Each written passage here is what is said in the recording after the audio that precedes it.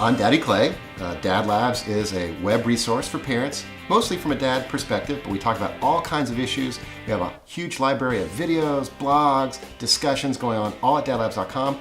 Anything you can think of about parenting, we're talking about it from a decidedly dad point of view. I'd love to know some ideas for our viewers. What are some creative things that each of you do as individuals with your child or your children?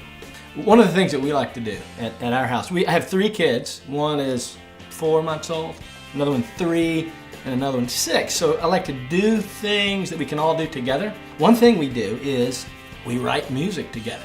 And I'm a terrible songwriter. I'm not even a songwriter. And I'm a terrible musician, but it doesn't matter because we get the guitar out, which hasn't been tuned in like 6 years, and I give it to my son, and then I give a maraca to my daughter and say, let's come up with a song. Doesn't matter what it's about, let's just come up with a song. We wrote one last week called This Little Piggy Likes to Rock and Roll. And we had a great time together. It was like 3 hours doing that. And then we drew an album cover.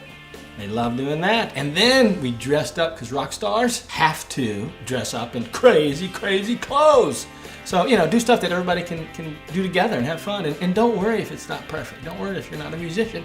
Just do it and hang out with the kids and enjoy it. And then when your wife came home, did y'all happen to put on a concert too? Oh yes, absolutely. And we got it on videotape. Oh, that's awesome. Yeah. You filmed it. Man, you're like Martin Scorsese meets the I know Stones. it. Yeah, that's right. Awesome. Just like this The filmmaking is a great idea because that's one of the things that we do in my house. Mm-hmm. I'm not a musical guy. I'm not quite as handy as Daddy Troy here. One of the things we do in our house, we make movies.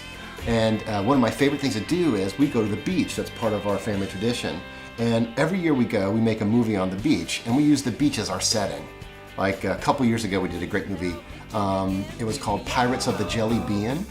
And basically what we did was we used the beach as our setting. We put on some bandanas on our heads, and we pretended to be pirates. And I said, okay, well, if we're gonna do a pirate movie, we need a goal, and we need a couple of obstacles. We got the little treasure chest, and we put some golden jelly beans in there, and we hid that.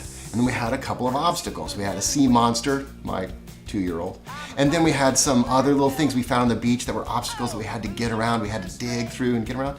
And basically we just filmed that with our digital camera and put that together with some music. And it was really fun. And what we've always said at DadLabs is that kids that manipulate media are less likely to be manipulated by it. So in some ways, if they know how that television is made, they're less likely to just believe everything they see because they know that it's made. And Pirates of the Jelly Bean was, it's a huge international hit. That's paying for college. Right now we're into taking things apart, actually. I think a lot of parents think that family time or quality time is going and buying a toy and spending time with your kids that you purchased. And in a prepackaged culture in which everything's already constructed, we like to deconstruct a little bit.